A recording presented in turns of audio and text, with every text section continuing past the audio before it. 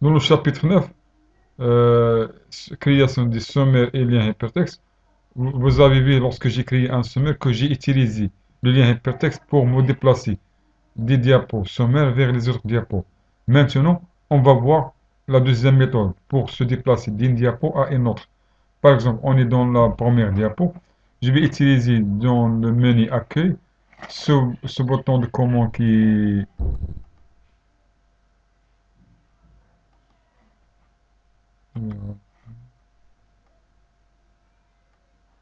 Oui, je vais utiliser le signe supérieur pour indiquer diapo suivante et le signe inférieur pour désigner une diapo précédente. Donc, je suis dans la première diapo. Dans la deuxième diapo, je vais toujours utiliser cette commande rectangle aqua arrondi pour, par exemple, le signe supérieur. Après, je vais le copier pour avoir le même taille. Copie.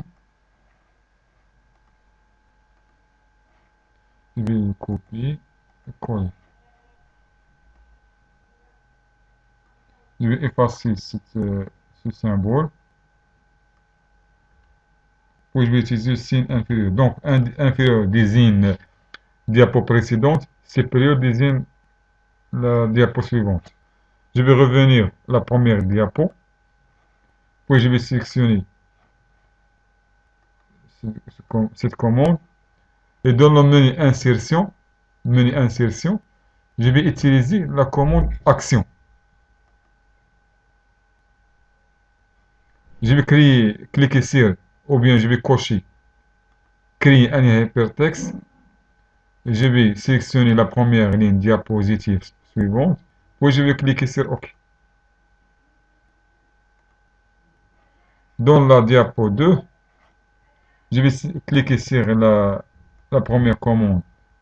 Je vais sélectionner, je vais cliquer sur Action, puis créer un hypertexte. Après, je vais sélectionner la première ligne qui est diapo suivante. Maintenant, je vais cliquer sur la deuxième commande, toujours Action. Je clique sur un lien hypertexte et je vais sélectionner cette fois-ci diapo précédente. Je vais valider par OK. Maintenant, je vais poser mon doigt sur la touche CTRL. Je vais cliquer sur la deuxième commande. Oui, je vais copier ces deux commandes. Copier. Dans la diapo numéro 3, je vais coller. Je vais les déplacer. Après, la diapo suivante, je vais passer la diapo suivante.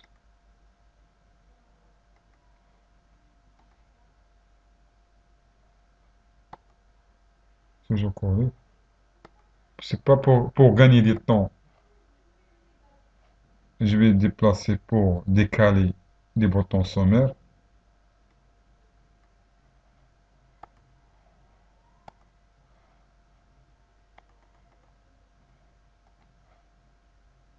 Je vais ajuster cette.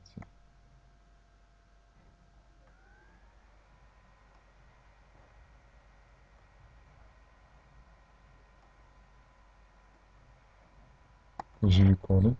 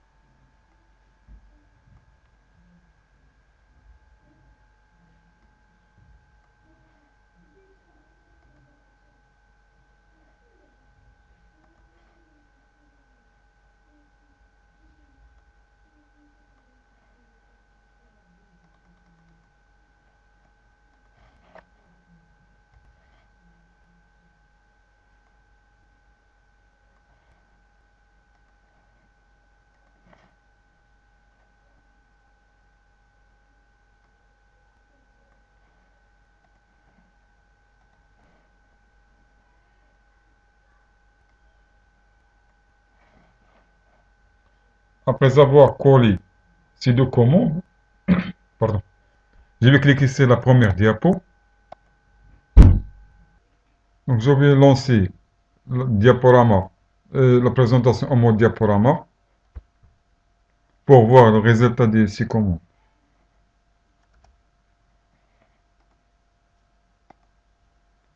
Donc je vais cliquer sur le signe supérieur pour passer à la diapo suivante. On a toujours deux diapos. Signe plus, signe supérieur nous indique la diapo suivante. Et le signe inférieur, diapo précédente.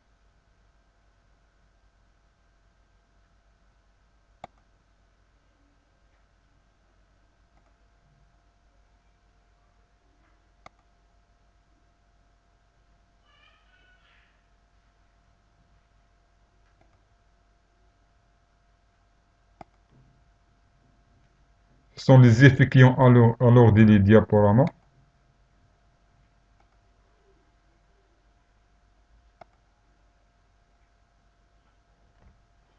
Donc, on va se limiter à ce nombre de défilements des diapos pour voir les autres animations. Je vais cliquer sur le menu insertion. Oui, je vais sélectionner un autre bouton. Par exemple, dans la diapo 9, je clique sur le menu insertion, puis action. Puis je vais cocher, créer un lien hypertexte vert. Je vais voir maintenant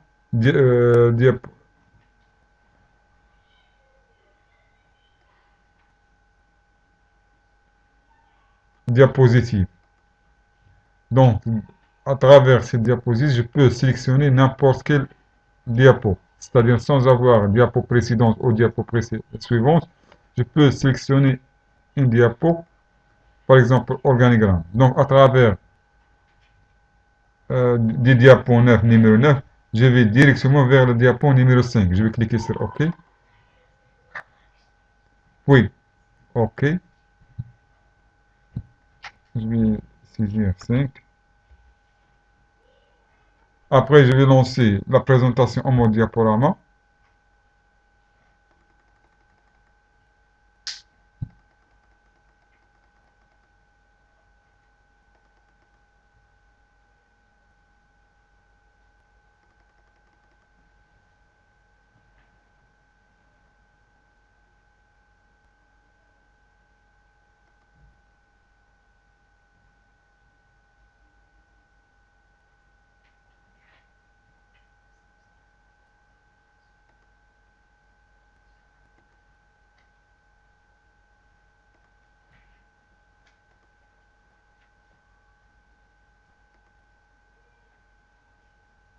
Donc, à partir du diapo numéro 9, je vais cliquer sur la commande ou le bouton 5 pour afficher directement la diapo numéro 5.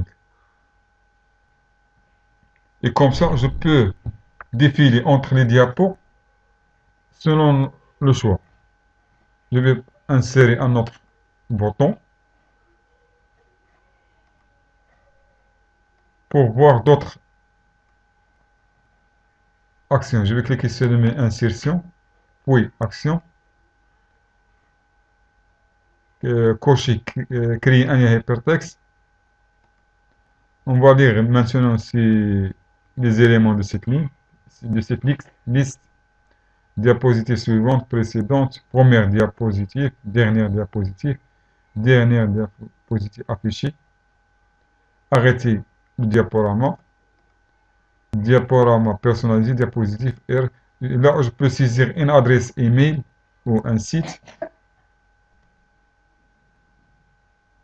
Je peux lancer une autre présentation PowerPoint ou autre fichier. Autre fichier, ça veut dire quel que soit Excel, Word, une vidéo, une image. Ça dépend du type de fichier sélectionné.